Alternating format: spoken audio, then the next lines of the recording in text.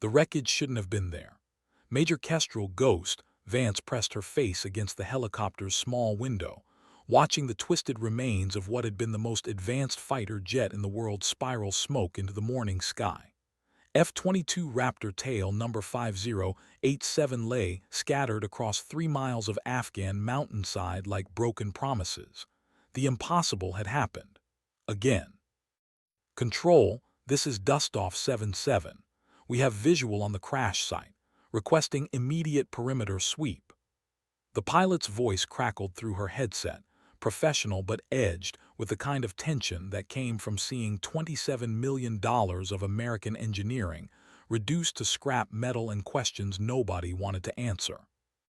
Ghost shifted her weight, feeling the familiar press of her Barrett M107 against her shoulder. The rifle had been her constant companion through 4 deployments, 2 Purple Hearts, and more confirmed kills than most snipers saw in their entire careers. But today it felt heavier. Today it carried the weight of a mystery that had already claimed 3 Raptors in as many weeks.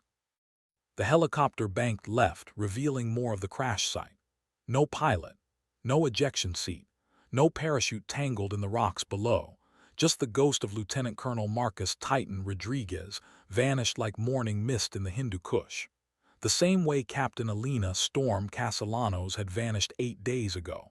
The same way Major David Phoenix Kim had vanished 16 days before that.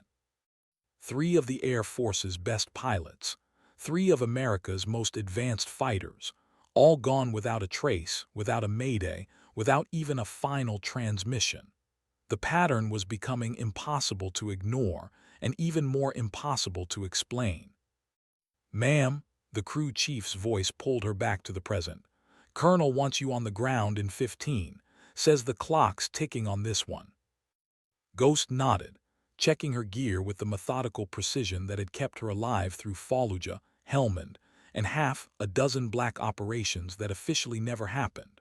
Her call sign had been earned in the mountains of Pakistan, where she'd held a position for 72 hours without food, water, or sleep, waiting for a target that intelligence swore would appear. When he finally did, her single shot had ended a terrorist cell that had been planning attacks on American soil. The brass had called her a ghost because of how she moved through hostile territory. What they didn't know was that she'd felt like one long before the Army ever gave her a rifle.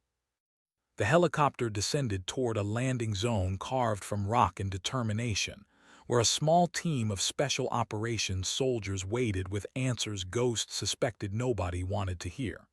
In the distance, another plume of smoke rose from the mountains. Another wreck, another mystery. Another day that would change everything. The morning sun cast long shadows across the landing zone as Ghost's boots hit Afghan soil for what she didn't yet know would be the last time. Staff Sergeant Ramon Brick Morales approached with the measured gait of a man who'd learned to deliver bad news without flinching. His face bore the weathered stamp of too many deployments and too many friends who hadn't made it home. "Major Vance, glad you're here." His handshake was firm, respectful. No trace of the skepticism she'd grown accustomed to from infantry soldiers who questioned why a female sniper was being attached to their operations. "Colonel Santos sends his regards, says you're exactly what we need for this particular brand of impossible." Ghost shouldered her rifle and fell into step beside him. "What's the situation, Sergeant?" 3 F-22s down in 18 days. No distress calls, no emergency beacons. Pilots vanished like they were never there. Brick led her toward a command tent where radio chatter painted the air with urgent voices and coordinate grids. "Local Taliban are claiming responsibility, but their story changes every time we ask. One day they shot them down with RPGs. Next day it was surface-to-air missiles. Yesterday they claimed they used trained Eagles." The absurdity of it might have been funny if 3 American aviators weren't missing and presumed dead. Ghost had learned long ago that the most dangerous enemies were the ones nobody took seriously until it was too late. Inside the command tent, Major Patricia Hawk, Chen looked up from a map covered in red circles and arrows that seemed to point everywhere and nowhere simultaneously. Her reputation preceded her, the kind of intelligence officer who could extract actionable information from satellite photos and intercepted phone calls that most analysts dismissed as noise. Ghost, perfect timing. Hawk's voice carried the particular strain that came from working a case where every lead turned into a dead end. We just intercepted some chatter that might interest you. Local fighters talking about a woman in the mountains. Someone who moves like smoke and strikes like lightning. Ghost felt a familiar chill. In her experience, when local fighters started talking about mythical women warriors, it usually meant someone very real and very dangerous was operating in the area. What kind of chatter? The kind that mentions American pilots. Hawk pulled out a transcript, Arabic text followed by rough English translation. They're calling her the Sky Hunter. Says she can pull down birds of prey with nothing but a look. Brick spat into the dirt. Sounds like campfire stories to keep the rookies in line. But Ghost was already studying the map, noting the positioning of the crash sites, the elevation markers, the sight lines that would be available to someone with the right training and the right equipment. A pattern was emerging, as clear and sharp as crosshairs on a target scope. "Sergeant, I need a helicopter and 2 volunteers. We're going hunting." The words carried more weight than she'd intended, settling over the command tent like a promise nobody was sure they wanted kept. The US-60 Black Hawk lifted off 27 minutes later with Ghost, Brick, and Corporal Timothy, Whisper, Jackson aboard. Jackson had earned his call sign during a night infiltration in Syria, where his ability to move through enemy territory without making a sound had saved an entire reconnaissance team from discovery. If Ghost was going to track a ghost, she needed people who understood the art of invisible warfare. The helicopter banked northeast, following a flight path that would take them over each crash site in chronological order. From above, the destruction looked almost artistic, twisted metal sculptures against the harsh beauty of the Afghan landscape. But Ghost's trained eye caught details that others missed. There, she pointed to a ridge line approximately 2,000 meters from the first crash site. Perfect overwatch position, clear sight lines to the approach vector. Brick followed her gaze through binoculars. "You thinking sniper?" "I'm thinking someone who understands how F-22s fly." Ghost keyed her radio. "Control, this is Ghost. We need technical specifications on the Raptor's stealth coating. Specifically, what kinds of electromagnetic signatures might penetrate it." The response came back after a pause that lasted too long. "Ghost, Control, that information is classified above your clearance level." "Then get me someone with the right clearance level. We have 3 dead pilots and a pattern that suggests someone has figured out how to turn our most advanced fighters into target practice." Through her headset, Ghost heard the kind of silence that meant people were having conversations she wasn't privy to. When the voice came back, it belonged to someone with stars on his shoulders and the authority to bypass normal channels. "Major Vance, this is General Morrison. You have my personal authorization to access whatever technical data you need. But I want this conversation to stay between us and the people in that helicopter." Ghost felt the weight of implication settling around her shoulders like a familiar jacket. "Understood, sir. We're approaching the second crash site now." Below them, the wreckage of Storm's F-22 told a different story than the official reports. The debris pattern suggested a controlled descent, not a catastrophic failure. The impact crater was too small for a fully fueled fighter. And there, visible only from directly overhead, were tire tracks leading away from the scene. "Someone moved something," Whisper observed, his voice barely audible over the rotor noise. "Something heavy."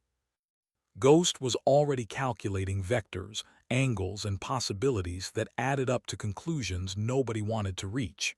The Sky Hunter wasn't just downing American aircraft. She was harvesting them. And she was very, very good at her job. The third crash site revealed the signature Ghost had been dreading. Spent brass casings, carefully collected, but for one that had rolled under a boulder where the cleanup crew missed it. She held the .338 Lapua Magnum cartridge up to the light, reading the story written in primer strikes and extraction marks. "Custom load," she announced to the team gathered around her. "Handcrafted for extreme range accuracy.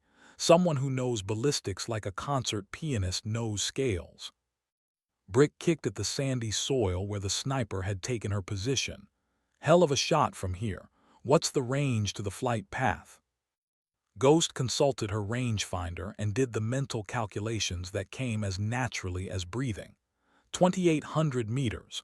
Wind would be variable through these mountain passes.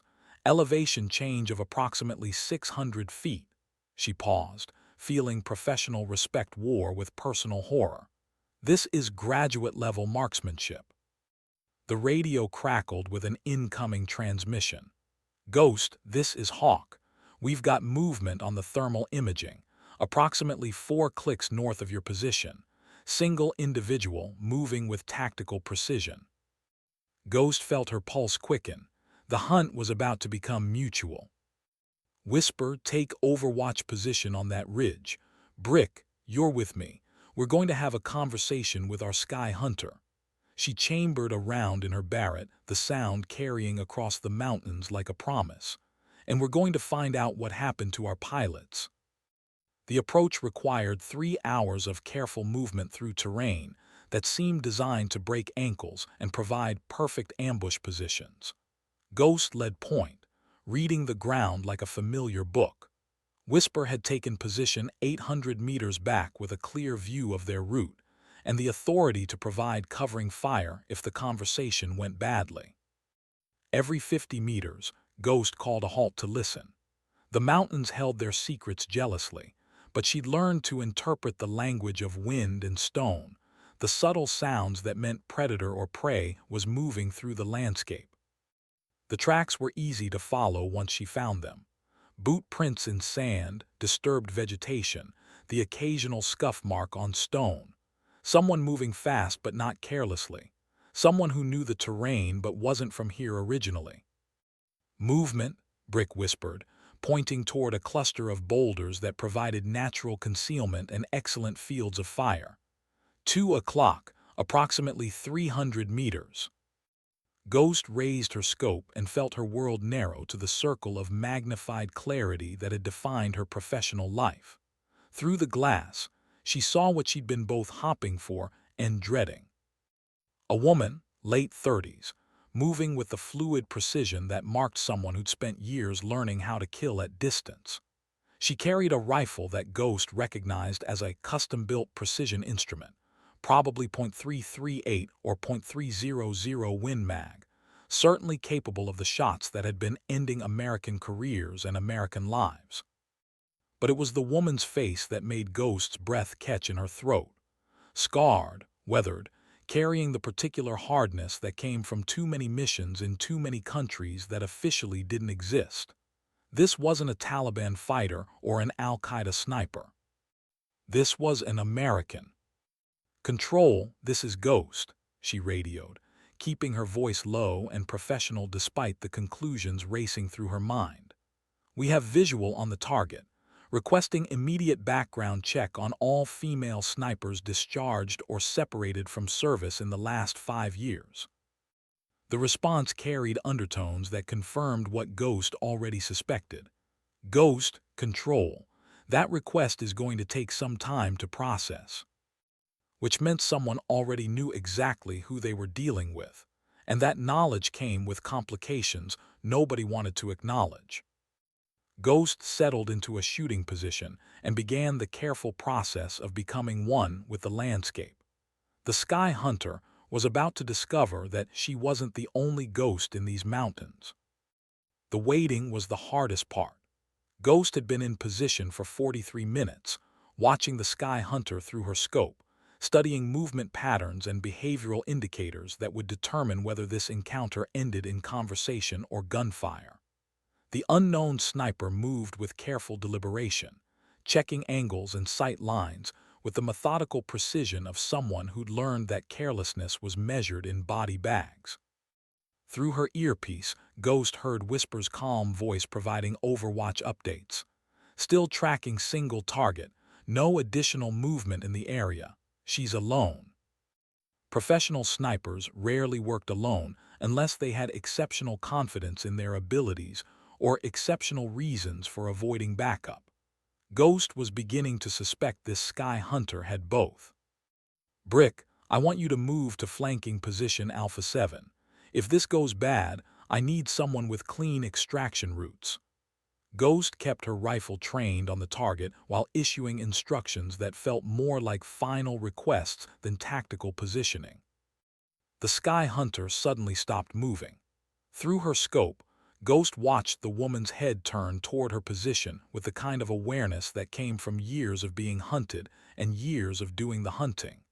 For a moment that stretched like piano wire, they studied each other across 800 meters of Afghan wilderness. Then the Sky Hunter did something Ghost hadn't expected. She stood up, hands visible but not raised, and began walking directly toward Ghost's position. It was either the most confident tactical maneuver Ghost had ever witnessed, or the most elaborate suicide attempt. Control, this is Ghost. Target is approaching on foot, maintaining overwatch but holding fire. Ghost made subtle adjustments to her scope settings, preparing for a conversation that might require immediate transition to violence, requesting backup units to secure the perimeter. Ghost control, negative on backup, orders from higher authority. Handle this situation with minimal additional personnel. The words carried implications that made Ghost's stomach tighten. Someone wanted this meeting to stay quiet, which usually meant someone had things to hide. The Sky Hunter approached to within conversation distance and stopped. When she spoke, her voice carried traces of an accent Ghost couldn't immediately place, overlaid with the particular weariness that came from spending too many years in countries that tried to kill you.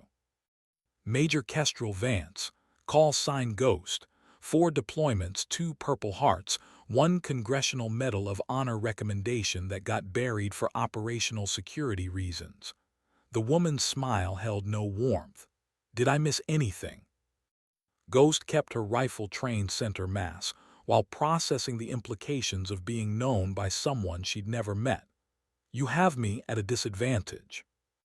Captain Vera Kozlova, former Spetsnaz, former private military contractor, currently freelance problem solver. Vera's hands remained visible, professional courtesy between predators.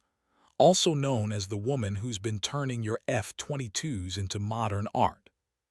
The pieces clicked into place with the satisfaction of a well-oiled bolt action. Russian Special Forces training, private military experience, the particular skills needed to identify and exploit weaknesses in advanced aircraft systems. Ghost was facing someone whose resume made her own look like an intern's portfolio. 3 American pilots are dead because of you. Vera's expression didn't change. 3 American pilots are dead because someone hired me to make them dead. The only question now is whether you're going to join them or help me figure out who's been paying my invoices. Ghost felt the familiar weight of decisions that would ripple forward through time in ways she couldn't predict. In the distance, thunder rolled across the mountains, carrying with it the promise of storms that would reshape the landscape. The conversation was about to become complicated. Vera settled onto a boulder with the casual confidence of someone who'd spent years learning that the best way to avoid getting shot was to make shooting you inconvenient for the other person. Your people have been tracking me for 3 weeks. Very professional work, by the way. I'm impressed. Ghost maintained her shooting position, but allowed her attention to split between the target and the tactical situation developing around them. Brick had reached his flanking position and was maintaining overwatch. Whisper confirmed no additional movement in the area. This was as secure as the situation was likely to get. Who hired you? That's the interesting question, isn't it? Vera pulled a tactical tablet from her pack, movement slow and deliberate. Payments came through a series of shell companies that trace back to accounts in the Cayman Islands. Very clean, very professional, very untraceable. Ghost had enough experience with black operations to recognize the signature of serious money paying for serious discretion. "Show me." The tablet revealed a paper trail that led through the kind of financial maze that suggested government-level resources and government-level paranoia. Payments that coincided perfectly with the dates of the F-22 losses. Communication protocols that matched classified military procedures. Someone with access to highly classified information about F-22 flight patterns, stealth vulnerabilities, and pilot identification has been paying you to turn American aviators into statistics. Ghost felt pieces of a puzzle clicking together in ways that made her wish she'd never started working the case. Someone on our side. Vera nodded. Someone who wanted those specific pilots eliminated and wanted it to look like enemy action. The question is why? Through her earpiece, Ghost heard Hawk's voice crackling with urgency. "Ghost, this is Control. We've got significant chatter suggesting imminent attack on your position. Estimate multiple hostiles converging on your location from 3 vectors." Ghost felt the familiar adrenaline spike that came with tactical situations deteriorating rapidly. How many? Unknown numbers, but they're moving fast and they're well armed. Vera was already shouldering her rifle, scanning the ridge lines with the kind of alertness that meant she'd heard the same radio traffic. "Looks like someone doesn't want us comparing notes." Ghost made the kind of decision that defined careers and sometimes ended them. "Brick, whisper, converge on my position. We're about to have company." The mountains around them had suddenly become a battlefield, and the Sky Hunter had just become an ally in a war Ghost was only beginning to understand. The first shots came from the eastern ridge, muzzle flashes strobing against the afternoon shadows like deadly Morse code. Ghost and Vera dropped behind cover with the synchronization of professionals who'd learned that hesitation was measured in heartbeats and memorial services. 12 o'clock, approximately 600 meters, Vera called out, her rifle already tracking toward targets Ghost couldn't yet see. "Multiple shooters, coordinated movement patterns. These aren't local fighters." Ghost keyed her radio while adjusting her scope for the engagement distance. "Control, this is Ghost. We are taking effective fire from unknown hostiles, requesting immediate close air support." The pause that followed lasted too long and carried too much weight. When the response came, it belonged to someone Ghost didn't recognize. "Ghost, this is Overwatch. Negative on air support. Orders from highest authority. Handle the situation with assets on ground." The words hit like a physical blow. Someone was hanging them out to dry, which meant someone had decided that whatever Ghost and Vera had discovered was worth killing Americans to keep quiet. Brick's voice crackled through the radio from his flanking position. "Ghost, I count at least 8 shooters moving in coordinated fire teams. Professional movement, quality equipment. These guys know what they're doing."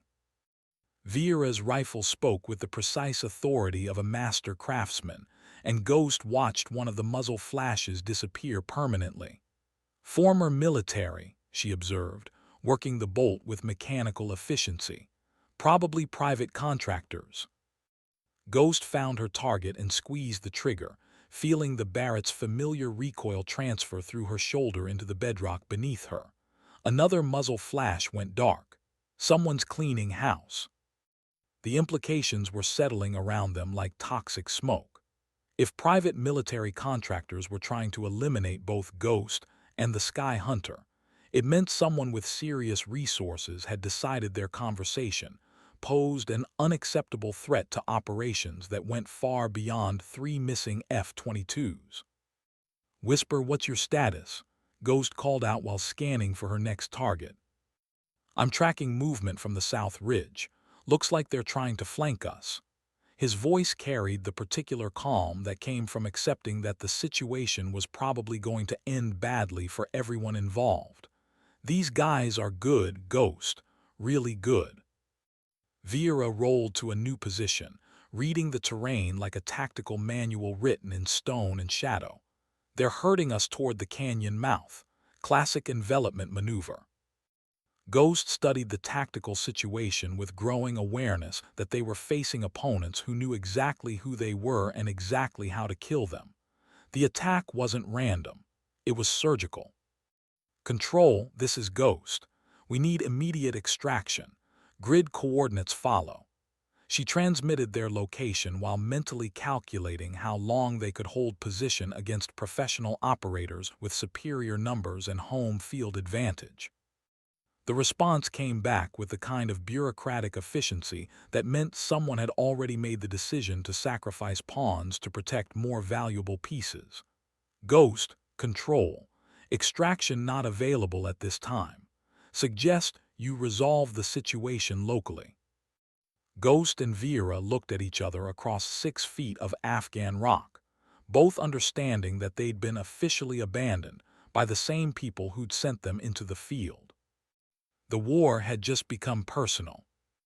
The firefight developed with the brutal efficiency of professionals trying to kill other professionals. Ghost counted muzzle flashes while Vera called out target acquisitions, their improvised partnership finding rhythm in the deadly mathematics of overlapping fields of fire and coordinated movement. "Two more coming up the eastern approach," Vera announced, her rifle tracking smoothly toward targets Ghost couldn't see. "They're using suppressive fire to mask their advance." Ghost shifted position, feeling loose rock shift beneath her as she sought better angles on the approaching hostiles. Through her scope, she caught glimpses of tactical equipment that confirmed her worst suspicions. Night vision mounts, advanced communication gear, body armor that cost more than most soldiers made in a year. These aren't contractors, she realized, the words carrying more weight than she'd intended. They're active military. The thought hit like a physical blow. American soldiers, probably Special Operations Forces, had been sent to eliminate American personnel who'd gotten too close to whatever truth was buried in the wreckage of 3 F-22 Raptors. Brick's voice crackled through the radio with professional calm that masked rising desperation. "Ghost, they've got us bracketed. I count at least 12 shooters now, moving in coordinated bounds. We need to move or we're going to get overrun."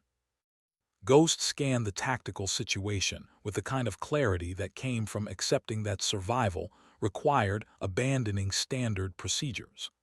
The canyon mouth Vera had mentioned offered the only viable escape route, but it also represented the perfect killing ground for anyone who knew they were coming. "Whisper, can you provide covering fire for tactical movement?" "Negative, Ghost. I'm pinned down by at least 3 shooters with overlapping fields of fire. If I move, I'm dead." Vera was already gathering her equipment with the fluid efficiency of someone who'd made countless tactical withdrawals under fire. "There's another option. Northwest Ridge has a goat path that leads to an extraction point approximately 2 kilometers from here. You know this terrain. I've been operating in this area for 3 months. I know every rock and every hiding place." Vera shouldered her rifle and began moving with the kind of confidence that came from local area expertise. "The question is whether you trust me enough to follow." Ghost made the calculation that defined special operations warfare. Sometimes survival required trusting people who'd been trying to kill you 5 minutes earlier. "Lead the way." They began moving through terrain that seemed designed to break ankles and provide perfect ambush positions. While behind them, the sound of coordinated military movement suggested their pursuers were closing the gap with professional efficiency. In the distance, Ghost heard the distinctive wop-wop-wop of helicopter rotors and realized that their extraction options had just become significantly more limited. The game was changing, and the rules were being written by people who wanted them dead. The goat path proved to be a narrow ledge carved into the mountainside by generations of animals that had never contemplated the tactical requirements of armed withdrawal under fire. Ghost followed Vera's lead, placing each footstep with the kind of deliberate care that came from understanding that a stumble meant a 200-foot fall onto rocks that wouldn't provide soft landings. Behind them, the pursuing force had reached their former position and discovered the obvious signs of tactical withdrawal. Radio chatter echoed off the canyon walls, professional voices coordinating pursuit patterns with the efficiency that marked elite military units.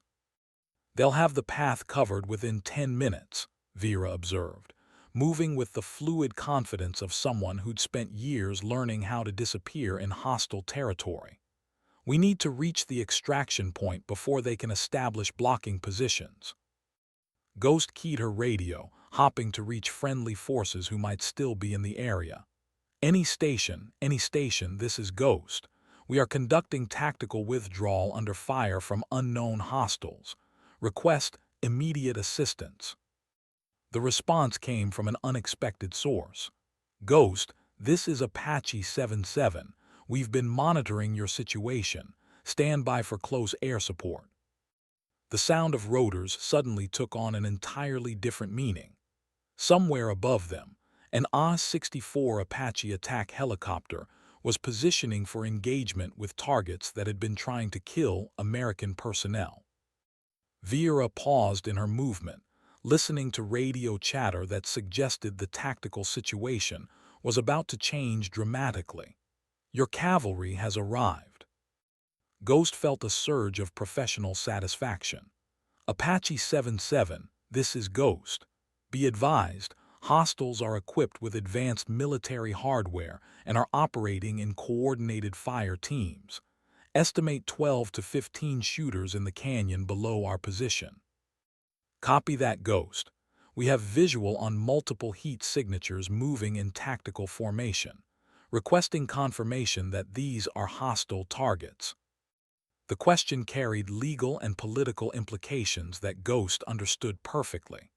Engaging American citizens, even hostile ones, required authorization that went far beyond normal rules of engagement. "Apache 77, Ghost. Hostile forces have been attempting to eliminate American personnel investigating classified aircraft losses. We have taken effective fire and are conducting tactical withdrawal. You are authorized to engage." The words carried more weight than most people would ever understand. Ghost had just authorized an American attack helicopter to fire on targets that were probably American soldiers operating under orders from someone who'd decided that operational security was more important than the lives of inconvenient investigators. The Apache's 30 cannon spoke with the voice of institutional authority, sending high-explosive rounds into the canyon below with surgical precision. Through her scope, Ghost watched muzzle flashes disappear permanently as the attack helicopter systematically dismantled the pursuit force.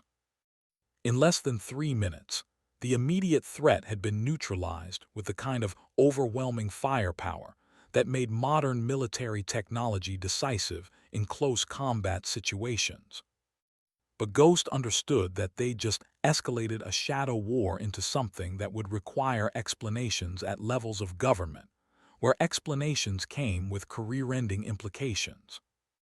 The Apache settled into a hover pattern that allowed for immediate extraction, its crew chief already preparing for passengers who just survived something that officially had never happened. Vera looked at Ghost with something that might have been respect. "Your people don't abandon their own." "Some of them don't," Ghost replied, understanding that the distinction was about to become critically important in the days ahead. They climbed aboard the helicopter that would carry them back to questions that nobody wanted to answer and truth that somebody had been willing to kill to suppress. The flight back to the forward operating base passed in the kind of silence that comes after professional violence has resolved immediate problems while creating larger ones. Ghost sat across from Vera, studying the woman who'd gone from target to ally in the space of a firefight, trying to calculate the implications of whatever they'd stumbled into. Through the Apache's small window, the Afghan landscape rolled past with the harsh beauty that had been the backdrop for too many American stories that ended in folded flags and uncomfortable questions. Ghost had seen enough of those stories to recognize the shape of the one they were now writing. Apache 77's pilot keyed his radio with professional calm that masked the significance of what they'd just accomplished. "Control, this is Apache 77. We have recovered 2 American personnel and are returning to base. Be advised, we encountered and neutralized a hostile force of approximately 14 individuals equipped with advanced military hardware." The pause from Control lasted too long and carried too much weight. When the response came, it belonged to someone with stars on his collar and the authority to make problems disappear. "Apache 77, this is General Morrison. Direct your passengers to report to my office immediately upon landing. All personnel involved in this operation are to maintain strict operational security until further notice." Ghost felt the familiar weight of institutional authority settling around her shoulders like a lead blanket. General Morrison's involvement suggested that whatever they'd discovered had implications that reached far beyond 3 missing F-22s and 1 rogue Russian sniper. Vera seemed to understand the subtext as well. "Your general doesn't sound happy." Generals are never happy when operations they didn't authorize start involving attack helicopters and body counts. Ghost checked her equipment with the methodical precision that came from years of preparing for conversations that could end careers. "The question is whether he's unhappy because we survived or because we discovered something we weren't supposed to find." The landing zone appeared ahead of them, a controlled chaos of military vehicles and personnel who moved with the particular urgency that suggested significant events were developing rapidly. Ghost counted more security personnel than normal, including several individuals whose equipment and bearing marked them as Department of Defense investigators. The Apache touched down with the controlled violence that marked military aviation, and Ghost and Vera disembarked into a situation that felt more like an arrest than a rescue. Armed escorts waited with the polite insistence that suggested cooperation wasn't optional. "Major Vance, Captain Kozlova," the lead escort announced with professional courtesy that didn't quite mask the underlying tension.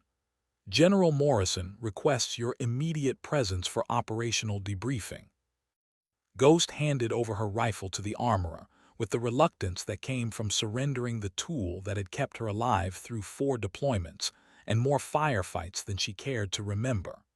Vera followed suit, her movements carrying the fluid precision of someone who'd learned that resistance was rarely productive when facing superior numbers. As they walked toward the command complex, Ghost noticed details that painted a picture of rapidly developing political complications.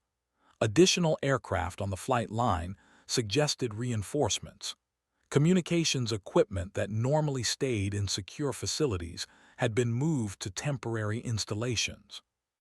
Whatever they'd stumbled into was significant enough to mobilize resources that most operations never saw. General Morrison's office contained more stars and more tension than Ghost had encountered since the congressional hearing that had followed her last Medal of Honor recommendation. The general himself sat behind a desk that seemed designed to emphasize the gap between those who made decisions and those who implemented them. "Major Vance, Captain Kozlova." His voice carried the particular weariness that came from dealing with situations that required explanations to people who didn't want to hear them. "You've had an interesting day." Ghost maintained the rigid military bearing that came from years of conversations with people who held her career in their hands. "Yes, sir." 3 F-22 Raptors, 3 missing pilots, 1 Russian national with demonstrated capabilities in advanced aircraft interdiction. Morrison's eyes moved between them with the calculating assessment of someone evaluating assets and liabilities. And now, a firefight involving private military contractors who were apparently trying to eliminate both of you. Vera spoke for the first time since entering the office. General, with respect, those weren't private contractors. Those were active-duty American military personnel. The words settled over the office like toxic fog.